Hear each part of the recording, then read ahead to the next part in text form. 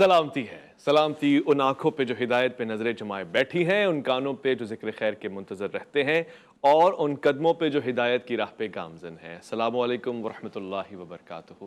تمام تعریفیں خدائے بزرگ و برتر کے لیے جو وحدہ لا شریک ہے، نہ کوئی ثانی نہ کوئی ہمسر، درود لا محدود محبوب رب الوجود، راحت العاشقین مراد المشتاقین حضرت محمد مصطفیٰ، آپ کی آل پاک، آپ کے جانثار انصار اور اصحاب پر۔ ضمن آپ دیکھ رہے ہیں الف لام میم، میں آپ کا میزبان محمد اویس ربانی تہہ دل سے آپ کو کہتا ہوں خوش آمدید۔ ضمن میں اسلام میں ایسی شخصیات کو آپ کے سامنے لانے کی کوشش میں ہوں کہ جن تک پہنچنا بڑا ضروری ہے، اس لیے کہ ان کی قربانیاں بھی ہیں۔ ایک قربانی تو جان کی اور مال کی ہوتی ہے، ایک قربانی ہوتی ہے نسبتوں کی، مقام اور مرتبے کی، کہ اور انسان اپنی پرانی چیزوں کو چھوڑ کر اللہ کے دین میں آگے آ جائے اور پھر اس طرح سے نمایاں ہو کہ وہی نہیں، اس کی آل اولاد بھی سر فہرست ہو، قربانیوں میں بھی، ذمہ داریوں میں بھی، فرائض کی انجام دہی میں بھی۔ ایسی ایک شخصیت، تاریخی شخصیت جن کا آج ہم ذکر کر رہے ہیں اور ہم سمجھتے ہیں کہ ضروری ہے، کیونکہ آج کے زمانے میں بھی آپ کی اولاد، آپ کی آل کا خاصہ ہے، معروف ہیں اور انتہائی کثیر تعداد میں موجود ہے۔ حضرت عباس رضی اللہ عنہ جو کہ حضور والا کے چچا ہیں اور رشتہ دار ہیں اور عام ہیں، اور آپ ہی کے فرزند حضرت عبداللہ ابن عباس ہیں، اور پھر آپ سے کثیر نسل ہے تعداد میں جو آج بھی موجود ہے جنہیں عباسی کہتے ہیں۔ یہاں تک کہ اسلام کے رولرز میں سے خلفائے عباسیہ معروف ہیں، کئی سارے نام ہیں۔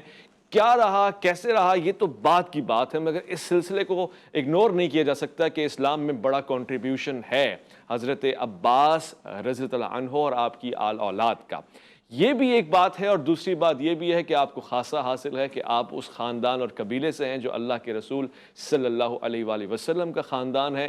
ہم تو صرف اس بات پر لوگوں کا احترام کرتے ہیں کہ یہ مسلمان ہیں، مزید ہمیں معلوم ہو جائے کہ مدنی مکی ہے تو ہمارے لیے قابل احترام ہے، مگر اندازہ لگائی کہ وہ قریش اور خاص طور سے بنی ہاشم میں سے افراد ہوں، ہاشمی ہو، اور پھر آپ نے اللہ کے رسول کی معاونت اور آپ کی مدد اور نصرت کے لیے اپنا وقت سرمایہ لٹایا ہو، پھر تو انتہائی ضروری ہے کہ ہمارا آج کا موضوع حضرت عباس رضی اللہ عنہ ہو۔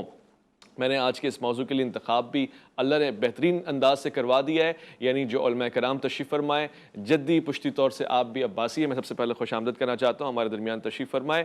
ایک انتہائی عمدہ گفتگو کا خاصہ، انتہائی مہربان شخصیت اور ہمیشہ تحقیق کے اوپر مبنی گفتگو فرماتے ہیں، مفتی نوید عباسی صاحب۔ السلام علیکم ورحمۃ اللہ۔ وعلیکم السلام ورحمۃ اللہ وبرکاتہ۔ میں آج کے اس پروگرام میں خوش آمدید کہوں گا اپنے دوسرے مہمان کو، بہت کی سادگی اور میٹھے لہجے کے ساتھ نرم مزاج میں بہت گہری اور بالیدہ فکری کا مظاہرہ فرماتے ہیں، مفتی حفیظ اللہ عباسی صاحب۔ السلام علیکم ورحمۃ اللہ۔ وعلیکم السلام ورحمۃ اللہ وبرکاتہ۔ اور آج منقبت کے حوالے سے خاص کلام سننے کے لیے ہمارے ساتھ اس محفل میں تشریف فرمائے حافظ احمد نور صاحب۔ السلام علیکم ورحمۃ اللہ۔ وعلیکم السلام۔ تو میرا تو من تھا کہ حافظ صاحب اگر میں اور آپ نہ ہوتے تو آج محفل میں سلام بھی کچھ اس طرح سے ہوتا ہے کہ السلام علیکم یا عباسیان، مگر چونکہ حضرت کی شخصیت پہ میں جاننا چاہتا ہوں، تو حضور حضرت عباس رضی اللہ عنہ کب اسلام لے کر آئے، کیا واقعہ ہے، اور اس کے بعد کیسے آپ نے اپنی خدمات صرف کی؟ نحمد صلی علی رسولہ الکریم، اما بعد، بسم اللہ الرحمن الرحیم۔ بھائی اویس ربانی صاحب، آپ کا شکریہ۔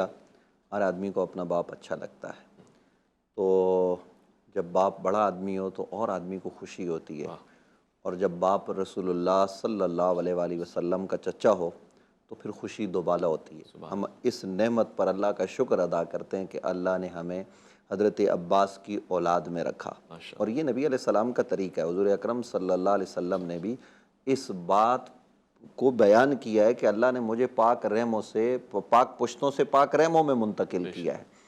تو نبی علیہ السلام کے جو چچا ہیں حضرت عباس بن عبد المطلب، یہ بات بہت سارے لوگوں پر گراں گزرے گی، لیکن پورے ثبوت اور پورے وثوق کے ساتھ، پوری دلیل کے ساتھ کرنے لگا ہوں کہ اللہ کے رسول کے اس چچا نے اسلام بڑے ابتدائی دنوں میں قبول کر لیا تھا، یعنی السابقون الاولون میں آپ شامل ہیں۔ یہ جو بات کی جاتی ہے نا کہ ہجرت کے وقت جب نبی علیہ السلام وہ تشریف لا رہے تھے مکہ کو فتح کرنے کے لیے، یعنی فتح مکہ تو بنیادی طور پر حدیبیہ ہے، جو قرآن مجید فرقان حمید نے جس کو فتح کہا، اِنَّا فَتَحْنَا لَكَ فَتْحًا مُبِينًا۔ جی لیکن وہ جو اس کے نتیجے میں، اس صلح کے نتیجے میں جو مکہ نبی علیہ السلام کے ہاتھ میں آیا تو 10,000 کے لشکر کے ساتھ حضور تشریف لا رہے تھے، تو اس وقت حضرت عباس مکہ سے نکل کر جا رہے تھے، تو راستے میں ملاقات ہوئی، کہا یہ آخری مہاجر ہیں، تو لوگ کہتے ہیں حضرت عباس نے اس وقت اسلام قبول کیا۔ یہ بات درایت کی بھی خلاف ہے، اصول قاعدے اور ضابطے کی بھی خلاف ہے۔ اویس ربانی صاحب، مسلمانوں پر حضرت عباس کے بڑے احسانات ہیں۔ جی، بدر کی اطلاع نبی علیہ السلام تک پہنچانے والی شخصیت کا نام عباس بن عبد المطلب ہے۔ اللہ اکبر۔ اگرچہ جب کافر لشکر لے کر آئے تو حضرت عباس اس لشکر میں تھے۔ آپ حیرت کی بات دیکھیے، یہ اسناد صحیحہ سے روایت پہنچی ہیں ہمارے پاس کہ نبی علیہ السلام نے بدر کے دن کہا صحابہ کرام سے جو جس کے سامنے آئے اس کو قتل کرو، لیکن جس کے سامنے میرے چچا عباس آئیں ان پر تلوار نہ اٹھائی جائے۔ اللہ مطلب کیا ہے؟ یعنی کہ وہ ہمارے آدمی ہیں۔ مطلب یہ کہ وہ ہمارے آدمی ہیں۔ اور جب اسی بدر کے نتیجے میں بعد میں غزوہ احد ہوا تو احد کی اطلاع نبی علیہ السلام کو کس نے پہنچائی؟ پھر جب غزوہ احزاب ہوا، یہ جو نبی علیہ السلام نے اتنے دن پہلے خندق کھودنے کے آرڈر جاری کیے، مدینے میں مشاورت ہو رہی ہے، اطلاع دینے والے کا نام کون ہے؟ اللہ اکبر۔ بالاتفاق آپ کو نظر آئے گا محدثین، مورخین سب اس بات پر اتفاق کرتے ہیں، یہ تمام تر اطلاعات حضرت عباس بن عبد المطلب کے ذریعے نبی علیہ السلام تک پہنچ رہی تھی۔ اور عباس کس عظیم شخصیت کا نام ہے کہ نبی اکرم صلی اللہ علیہ وسلم کے بارے میں پوچھا گیا ان سے کہ بتائیے عمر میں آپ بڑے ہیں یا رسول اللہ بڑے ہیں؟ تو لوگوں کو جو احترام اور جو محبت رسول عباس نے سکھائی ہے نا، اس کو ذرا پیش نظر رکھیں۔ وہ کہتے ہیں بڑے تو حضور ہی ہیں، پیدا میں پہلے ہو گیا تھا۔ یہ جناب حضرت عباس بن عبد المطلب ہیں۔ تو حضرت عباس بن عبد المطلب کو آپ دیکھیے کہ مکہ مکرمہ میں ہیں تو رسول اکرم صلی اللہ علیہ وآلہ وسلم کے ساتھ آپ کا جو تعلق اور تعاون ہے وہ کیسا ہے؟ ذرا آپ دیکھیں کہ حضور علیہ السلام سے مشاورت ہو رہی ہے، یا رسول اللہ، حضور فرماتے ہیں چچا کہ حضرت ابو طالب۔ اور یاد رکھیے کہ یہ جو آپ کہیں گے کہ جناب پھر یہ روایات تو یہ بتاتی ہیں، ابھی آپ کے انداز سے مجھے لگ رہا ہے شاید آپ سوال کریں تو آپ سوال کریں، میں پہلے ہی جواب دے دوں کہ جناب یہ تو پھر اسلام کا اعلان تو اسی موقع پر ہوا۔ بھائی اعلان ہونا اور بات ہے اور اسلام کا ہونا اور بات ہے۔ نبی علیہ السلام نے ان کو مکہ میں چھوڑ رکھا تھا کہ تم مکہ والوں کے حالات پر نظر رکھو، یہ دشمن کیا کارروائی کرتے ہیں اور پھر ہمیں بتاؤ۔ پھر حضرت عباس بن عبد المطلب نے اس کو نبھایا۔ تو گویا انہوں نے اپنا اسلام چھپا کر رکھا۔ اسی طریقے سے چونکہ میں بڑا کھلا ڈولا آدمی ہوں، میں نے ایک دفعہ عباسیوں کی ایک میٹنگ تھی جس میں سارے عباسی تھے، تو میں نے وہاں یہی باتیں کی تو وہ بڑے خوش ہوئے کہ جناب یہ تو آپ نے اپنے باپ دادا کی بڑی تعریف کی، لیکن میں نے اگلے جملے کہے، میں نے کہا آؤ میں عباس سے بھی بڑے آدمی کی بات کرنے لگا ہوں۔ میں نے کہا وہ ہیں جناب حضرت ابو طالب، وہ بھی انہوں نے بھی اسی طرح اسلام چھپا کے رکھا رہا۔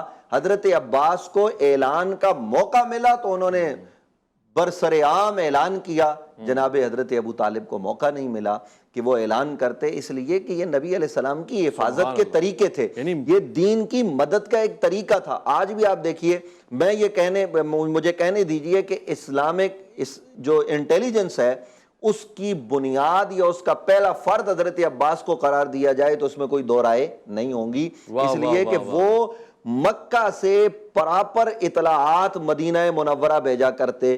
یہ صرف جنگ کے حوالے سے نہیں، مکہ میں کیا ہو رہا ہے، کیا مکہ کوئی عام جگہ نہیں ہے، مکہ بڑی خاص جگہ ہے۔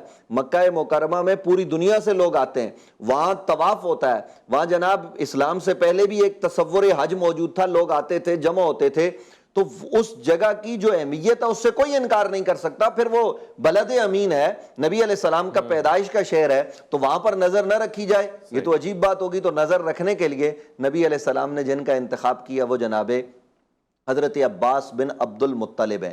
تو جناب عباس کے اسلام پر احسانات ہیں، خود نبی اکرم صلی اللہ علیہ۔ اور پھر دیکھیے یہاں یہ بات بھی میں عرض کر دوں کہ سیدنا حضرت ابو بکر صدیق رضی اللہ تعالیٰ عنہ کے حوالے سے، چونکہ ہم سنی لوگ بیٹھے ہوئے، اہل سنہ و جماع کا یہ عقیدہ اور یہ نظریہ ہے، ہمارا علم کلام اس پر کھڑا ہے کہ افضل البشر بعد الانبیاء جناب حضرت سیدنا ابو بکر صدیق رضی اللہ تعالیٰ عنہ۔ ہر جمعے میں آپ سنتے ہوں گے علماء سے بالتحقیق کا خطبہ پڑھا جاتا ہے، وہ افضل البشر نبی علیہ السلام کے ساتھ بیٹھے ہوئے، مدینہ منورہ میں بیٹھے ہوئے، اور اتنے میں جناب سیدنا حضرت عباس تشریف لاتے ہیں تو حضرت ابو بکر صدیق اپنی جگہ کو چھوڑ کر اٹھ جاتے ہیں اور نبی علیہ السلام کے چچا کو جگہ دیتے ہیں۔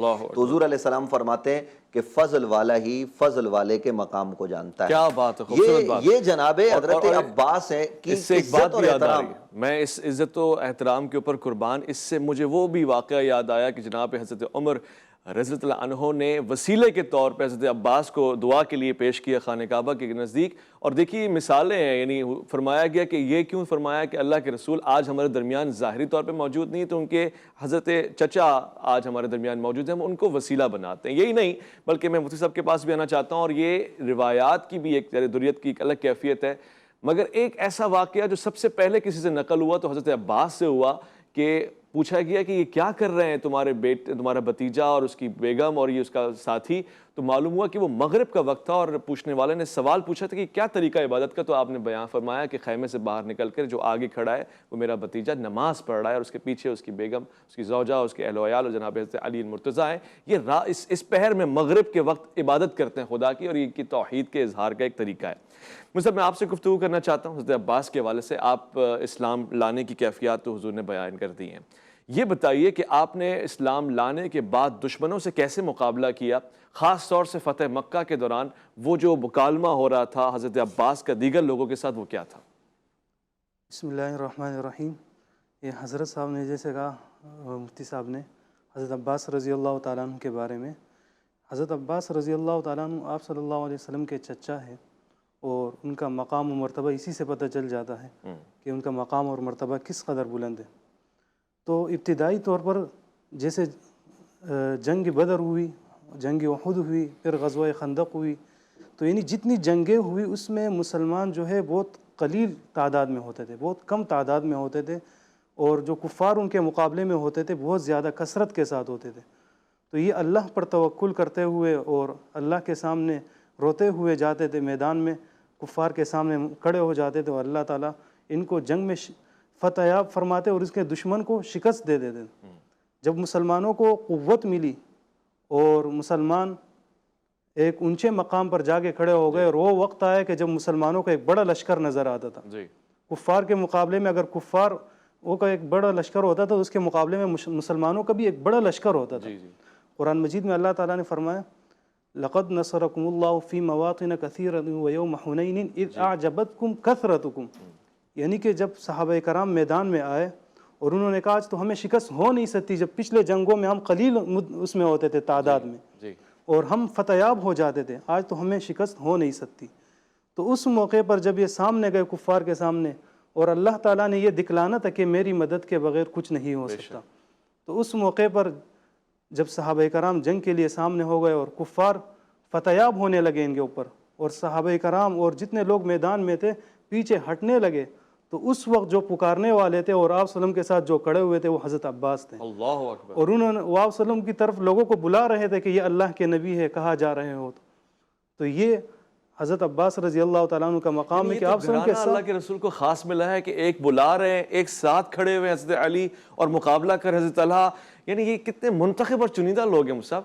اور وہ کیا یہ واقعہ صحیح ہے جناب حضرت عباس کا غزوہ بدر کے بعد قیدیوں والا معاملہ، وہ ذرا بیان فرما دیں؟ جی، غزوہ بدر کے موقع پر جیسا مفتی صاحب نے فرمایا کہ حضرت عباس رضی اللہ تعالیٰ عنہ آئے کفار کی طرف سے تھے اس وقت، لیکن جب ان کو قید کر لیا گیا اور اس کے بعد جو معاملہ پیش آیا کہ قیدیوں کا کیا کیا جائے، تو اس موقع پر جب اختلاف ہوا، ایک رائے حضرت ابوبکر صدیق رضی اللہ تعالیٰ عنہ کی، ایک حضرت عمر رضی اللہ تعالیٰ عنہ کی تھی، تو جو قیدی آئے تھے ان میں سے ایک حضرت عباس رضی اللہ تعالیٰ عنہ بھی تھے، تو حضرت ابوبکر صدیق رضی اللہ تعالیٰ عنہ اور آپ صلی اللہ علیہ وسلم کی رائے سے ان کو آزاد کر لیا گیا، ان کو آزاد کر لیا گیا۔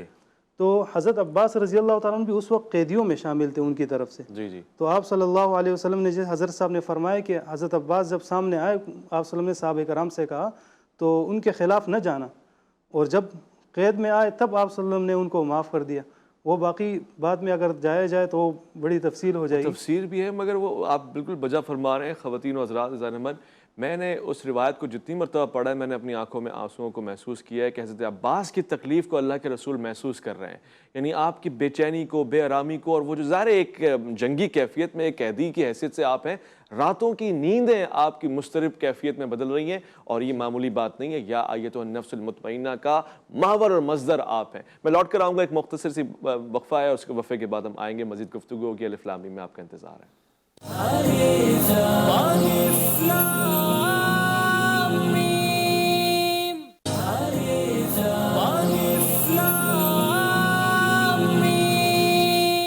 ظالماً خوش آمدید کہوں گا آپ کو۔ الف لام میم میں جاری ہے ایک ایسا فلسفہ جو تاریخی بھی ہے، جس کا دور حاضر سے بھی بڑا گہرا تعلق ہے۔ آپ کے علم میں ہے کہ حضرت عباس کی اولاد اور یہ آل مختلف حصوں میں اسلامی امارت کا خاصہ آپ کا رہا ہے، یعنی جو مملکت ہے اس کا سربراہی نظام آج بھی، خود پاکستان کو بھی آپ دیکھیں تو بھاولپور ہوا یا مانسیرا سے اوپر ہری پور، ایبٹ آباد، اور اس سے دیگر علاقوں میں بھی آپ پائیں گے کہ ایک بڑی ریاست ہے۔ میں تو بلکہ یہ بھی کہتا ہوں کہ اب مری تو ہے ہی خاص عباسیوں کا، اور ہمارے بہت عزیز اور دوست بھی وہاں رہتے ہیں، اور اس کے علاوہ بھی دیگر ایریاز یعنی بٹگرام اور شانگرا۔ میں یہ نہیں کہہ رہا کہ پاکستان، بلکہ آپ عراق میں چلے جائیں، عراق میں بغداد مرکز رہا ہے عباسی حکومت کا، اور آج بھی وہاں بڑے سارے عرب عباسی آپ کو ملیں گے۔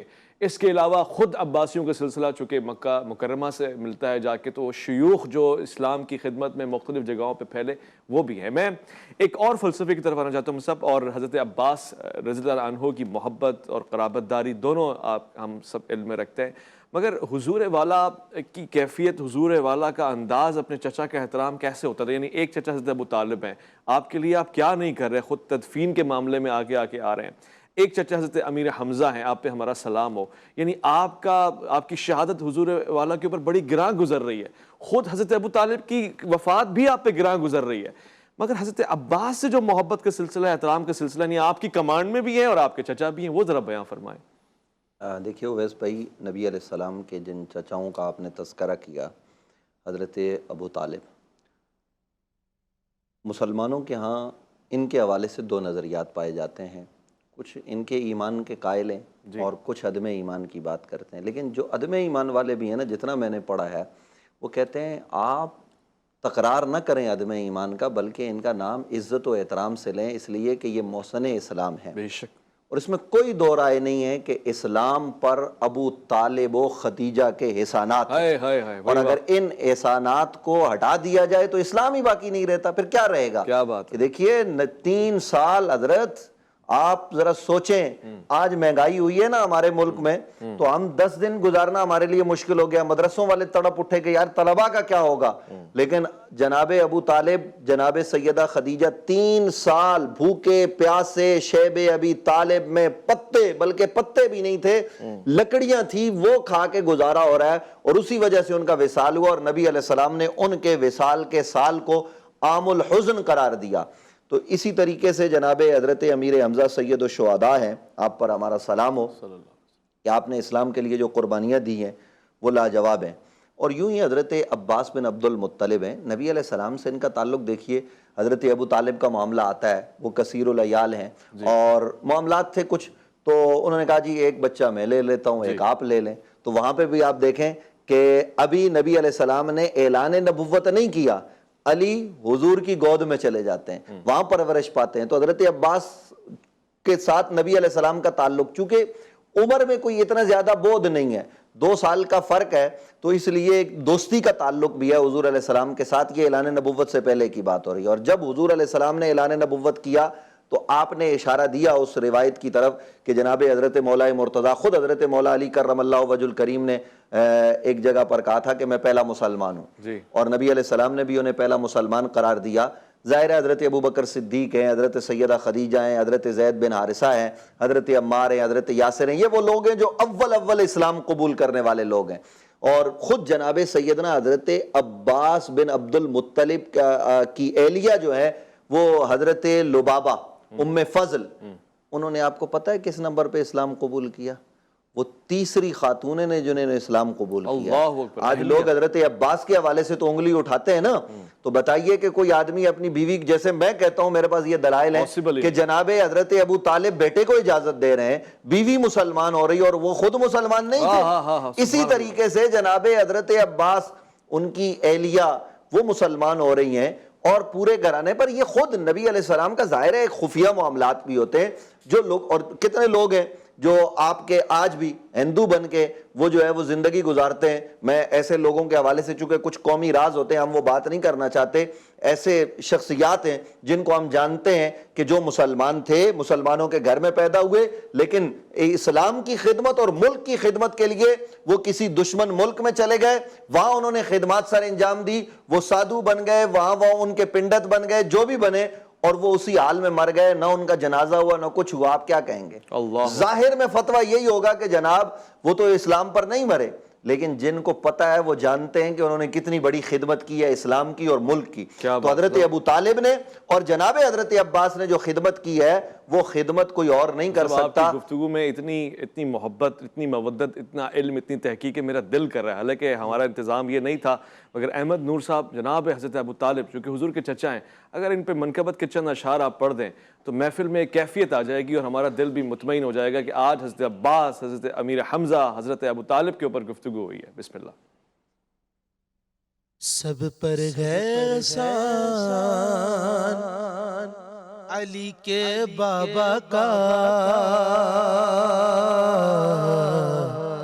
دین نبی ہے ناز علی کے بابا کا. سب پر ہے احسان علی کے بابا کا, دین نبی ہے ناز علی کے بابا کا. اور جس کا نمک حق مہر میں آیا زہرا کے, اور جس پہ پلے گئے پالنے والے دنیا کے, ہے یہ دسترخوان علی کے بابا کا. دین نبی ہے دان علی کے بابا کا. سب پر ہے احسان علی کے بابا کا, دین نبی ہے دان علی کے بابا کا, دین نبی ہے ناز علی کے بابا کا. مفتی حفیظ اللہ عباسی صاحب, میں آپ کی طرف آنا چاہتا ہوں. حضرت عباس کی شخصیت پہ ہم غور کر رہے ہیں. یہ بھی تو ہوتا ہے نا کہ اگر معاذ اللہ فرض کر لیں کوئی بھی ایکس وائی زیڈ انسان ہے, اگر اس کو کہا جائے کہ یہ تو دشمن رہا ایک زمانے میں اور دشمنی کا اس کا خاصہ ہے, تو یہ ہو ہی نہیں سکتا کہ اس کی اہلیہ, اور پھر تاریخی شواہد تو یہ ہیں کہ اس کی اولاد حضور کے ساتھ ایسے وفادار ہو کہ ہر جگہ ہر مقام پر, یہی نہیں کہ حضور کی زندگی میں مگر آپ کے پردہ فرمانے کے بعد بھی آپ کے اہل و عیال کے ساتھ, بنی ہاشم کے ساتھ, خود حضرت علی کے ساتھ زندگی کے ہر محاذ پہ موجود ہے. عبداللہ ابن عباس, یہ کیا خاصیت ہے بچوں کی اس طرح کی پرورش حضرت عباس نے فرمائی ہے؟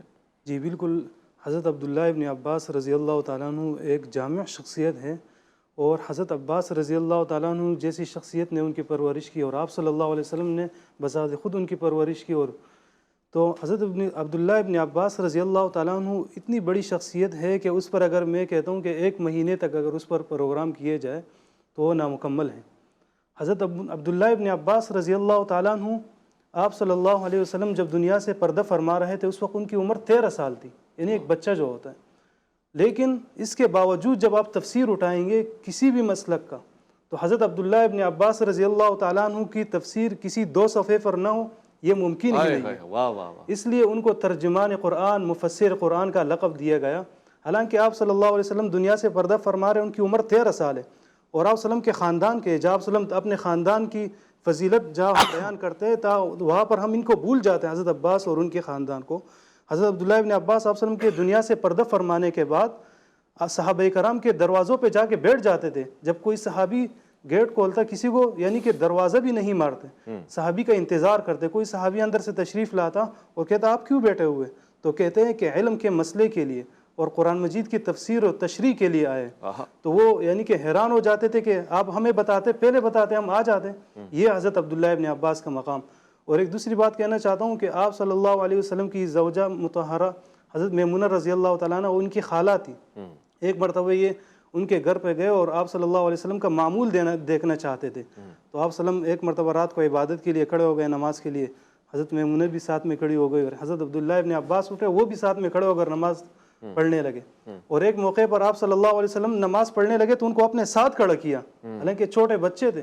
جب آپ صلی اللہ علیہ وسلم نے نیت باندھی تو وہ پیچھے ہو گئے. جب پیچھے ہو گئے تو آپ صلی اللہ علیہ وسلم نماز کے بعد پوچھے کہ آپ پیچھے کیوں ہو گئے تھے نماز میں؟ حضرت عبداللہ ابن عباس رضی اللہ عنہ جو چھوٹے بچے ہیں کہہ رہے آپ کا مقام اتنا اونچا ہے کہ میں نے مناسب نہیں سمجھا کہ میں آپ کے ساتھ آگے کھڑا ہو جاؤں. اللہ اکبر. اور دوسری بات یہ کہ وہ شرح صدر والا واقعہ بھی جو سینے پہ ہاتھ آپ نے پھیرا. جی بالکل. اور حضرت عمر رضی اللہ تعالیٰ عنہ جو بدرین صحابہ ہیں جن کے بارے میں اللہ فرماتے اولئک اعظم درجہ، یعنی ان کا مقام اتنا اونچا ہے. جی. تو بدرین صحابہ یعنی کہ کبار صحابہ تھے اور بڑی عمر کے صحابہ تھے اور بڑے مقام والے صحابہ تھے. بے شک ایسے ان کی ایک میٹنگ ہوتی تھی، مجلس ہوتی تھی، اس میں حضرت ابن عباس کو بھی بٹھاتے، حضرت عبداللہ ابن عباس کو اپنے ساتھ بٹھاتے تھے. تو ایک مرتبہ بدرین صحابہ نے حضرت عمر رضی اللہ تعالیٰ عنہ سے فرمایا کہ چھوٹے بچے آپ بٹھا دیتے ہو ہمارے ساتھ. تو آپ حضرت عمر رضی اللہ تعالیٰ عنہ نے ایک مرتبہ مجلس کے موقع پر سب سے فرمایا کہ اذا جاء نصر اللہ والفتح کی تفسیر بتا دیجیے. تو تمام بدرین صحابہ سے پوچھا گیا تو سب نے کہا کہ اس سے مراد فتح مکہ ہے. لیکن جب بات آئی حضرت عبداللہ ابن عباس سے، سب سے پوچھا گیا، سب نے کہا فتح مکہ مراد ہے اس سے. جیسا عبداللہ ابن عباس سے فرمایا کہ آپ بتائیے اس کا کیا مطلب ہے. عبداللہ ابن عباس رضی اللہ تعالیٰ نے فرمایا کہ جب اللہ کی مدد آئی اور فتح آ گئی تو مطلب آپ صلی اللہ علیہ وسلم دنیا سے پردہ فرمانے والے ہیں.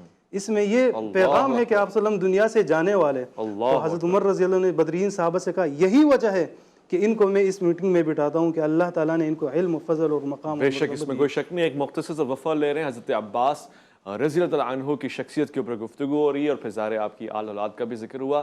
ہم لوٹ کر آئیں گے. الف لام میم میں آپ کا انتظار ہے.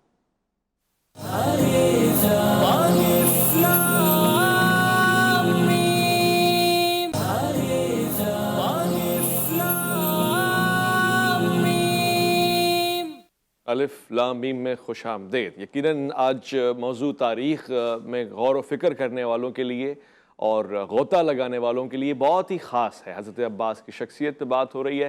آج ہمیں بھی ایک کیفیت ہے اطمینان والی کہ حضور والا جو ابن عم کہہ کے پکارتے، یعنی حضور سید والا کو ابن عم کہہ کے پکارا جاتا ہوگا حضرت عباس کا، اور خود حضور اپنے چچا کو یا عمو کہہ کے پکارتے ہوں گے. یہ آج اس کیفیت کو سمجھنے کی ضرورت ہے. میں مفتی نوید عباسی صاحب سے ایک تاریخی سوال پوچھنا چاہتا ہوں. صاحب ویسے تو ہم اس میں ظاہر تحقیقی طور پہ ایک مطالعہ رکھتے ہیں کہ عباسیوں کی سلطنت میں بھی بڑے مظالم بھی ڈھائے گئے، بہت مشکلات بھی رہی ہیں. ظاہر مسلمان حکمران تھے اور حکمرانی میں یہ ساری چیزیں نمایاں نظر آتی. مگر کچھ لوگ جو ناقدین کی حیثیت سے یہ اعتراض بھی کرتے ہیں کہ حضرت عباس نے حضرت علی سے تلخ کلامی کیا، ایسی گفتگو ہوئی جس کو سب کے معنوں میں لیا جاتا ہے. وہ واقعہ کیا، ذرا بیان فرما دیجیے.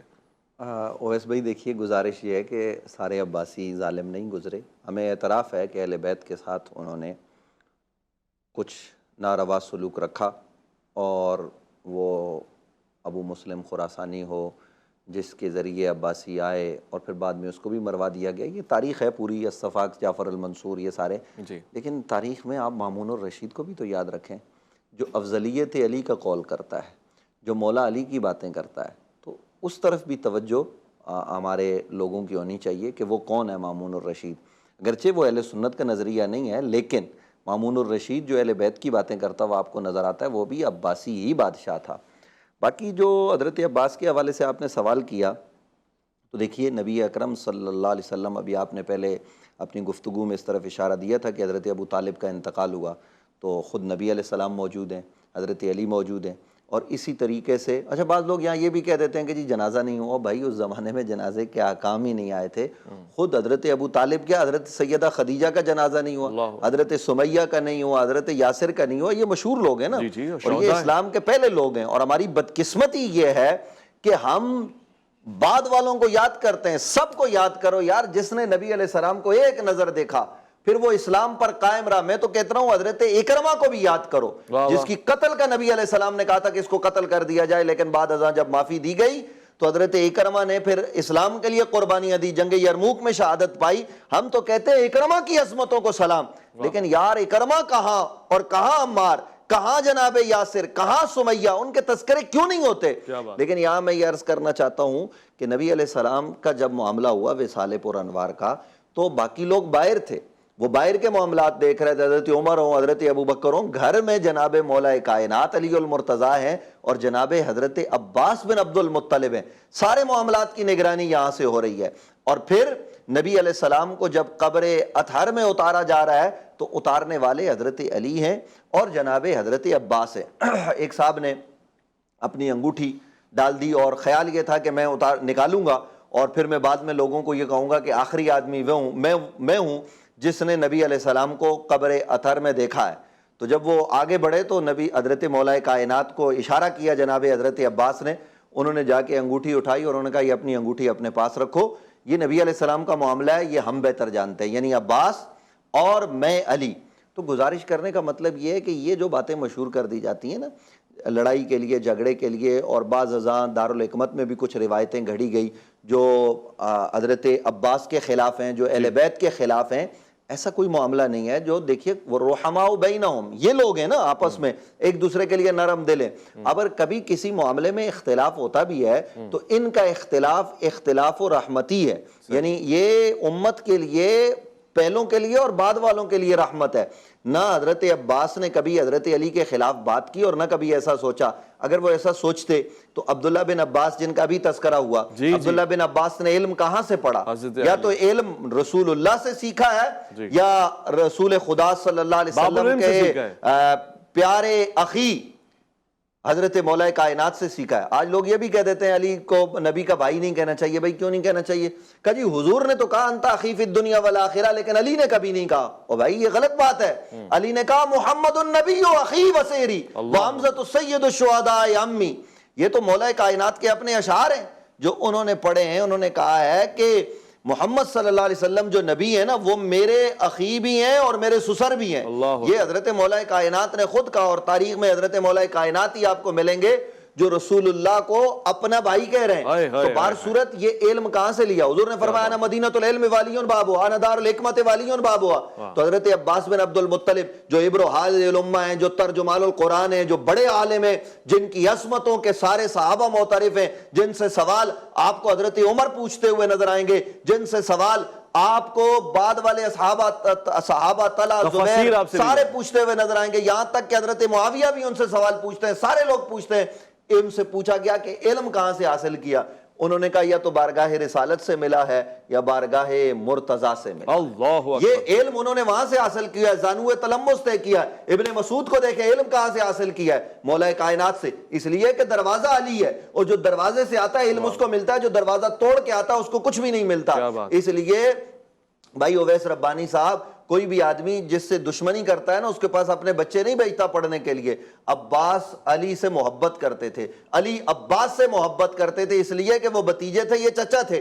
ان کے پہلے ایام کی گواہی کس نے دی ہے کہ پہلا مومن کون ہے؟ وہ عباس ہے نا۔ جب کسی قبیلے کے سربراہ نے پوچھا تھا کہ یہ کون لوگ ہیں، کیا کر رہے ہیں، تو انہوں نے کہا تھا یہ میرے دو بھتیجے ہیں، ایک اس کی بیوی ہے، اور یہ لوگ اللہ کی عبادت کر رہے ہیں۔ اور حضرت عباس کیا کہتے ہیں؟ بعد میں کہتے ہیں کاش اس وقت میں بھی پیچھے کھڑا ہوتا۔ لیکن حضرت عباس کی ذمہ داریاں اور ہیں۔ اور دیکھیے عباس کون ہے؟ نبی علیہ السلام کے ساتھ جب یہ بیعت عقبہ اولیٰ ثانیہ یہ ہوتی ہے، مدینہ کے لوگ جو یثرب اس زمانے میں تھا وہ آتے ہیں، تو نبی علیہ السلام کی طرف سے معاہدہ کون لکھتا ہے کہ بچوں سے بڑھ کر حفاظت کرو گے، حضور تمہارے پاس جائیں گے؟ تو وہ معاہدہ کرنے والے حضرت عباس ہیں، اور یہ صحیح الاسناد روایات ہیں۔ کیا کافر حضور کے معاہدے لکھتے رہے؟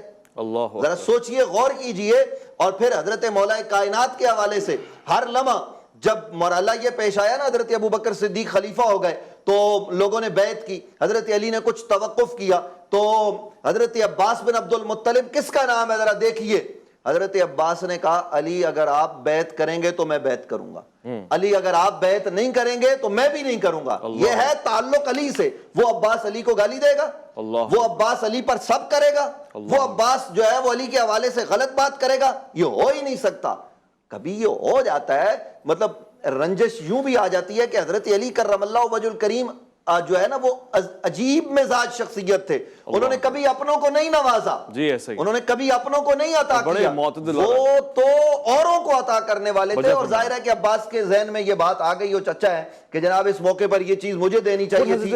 علی المرتضیٰ اپنے بھائی عقیل کے لیے جس طرح سے رویہ عدل کے اوپر مبنی رکھتے ہیں وہ دنیا کے سامنے ہے, وہ آپ کا عدل ہے. لیکن حضرت عباس نے جو اہل بیت سے محبت کی ہے, یعنی وہ خود اہل بیت میں, ہم اہل بیت کو جب تقسیم کرتے ہیں نا تو دیکھیے اہل بیت میں حضور کی ازواج بھی ہیں, اہل بیت نبوت میں حضور کے چچا بھی ہیں. چچا یہی وجہ ہے کہ آج بھی عباسیوں پر صدقہ اور زکوٰۃ, اور یہ عباسیوں سے میں کہہ رہا ہوں, پاکستان میں بسنے والے آوانوں سے کہہ رہا ہوں, پاکستان میں بسنے والے صحیح النسب ان لوگوں سے جو ہاشمی ہیں, جو قرشی ہیں, میں ان سے کہنا چاہتا ہوں کہ تم زکوٰۃ اور صدقہ کیوں لیتے ہو؟ تمہیں شرم نہیں آتی؟ نہیں لگتا صدقہ اور زکوٰۃ, نہ کسی عباسی پر نہ کسی سید پر. لیکن پھر حکومت کو چاہیے کہ وہ خمس نکالے, اور خمس پہلا حق عباسیوں کا نہیں ہے, یہ عباسی کہہ رہا ہے. آپ عباس کی بات کرتے ہیں, میں تو 1400 سال بعد کا عباسی یہ بات کر رہا ہوں, خمس میں پہلا حق سادات کا ہے. بہترین, بہت بہت شکریہ مفتی نوید عباسی صاحب آپ کا, بہت بہت شکریہ مفتی حفیظ اللہ عباسی صاحب آپ کا, اور شیخ احمد نور صاحب حافظ صاحب بہت بہت شکریہ آپ کا. خواتین و حضرات, پروگرام میں اتنے ہی وقت سے میں کوشش کروں گا کہ اختصاب کروں, اور میری خواہش ہے کہ اس موٹو کو یاد رکھا جائے کہ حضرت عباس کی اولاد اور عباسی افراد جن کے بارے میں سب نے فرمایا کہ زکوٰۃ اور یہ جو صدقہ کا معاملہ ہے اس سے پرہیز فرمائے, اور خاص طور سے پھر ایسا بھی نہ ہو کہ آپ بالکل دیوار سے لگا دیں, یعنی خمس کے معاملات میں توجہ دیں. البتہ یہ کہ ہم پہ واجب ہے کہ ہم احترام کریں ان شخصیات کا کہ جن کو اللہ کے رسول سے خاص نسبت حاصل ہے, اور یہ سارا نسبتوں کا معاملہ ہے. جو شجروں سے کھنگالے جاتے ہیں اور صاف ستھرے اور طاہر ہوتے ہیں جن کے شجرے, وہی شجروں کا احترام جانتے ہیں, ان کی تعظیم کرتے ہیں. میں آج کے اس پروگرام کو حضرت عباس کے نام ڈیڈیکیٹ کرتے ہوئے آپ سے اجازت لوں گا. اپنا خیال رکھیں گے, آپ اپنے سے بڑھ کے خیال رکھیں گے ملک پاکستان کا, اللہ کے احکامات کا. ویس ربانی کو دیجیے گا اجازت.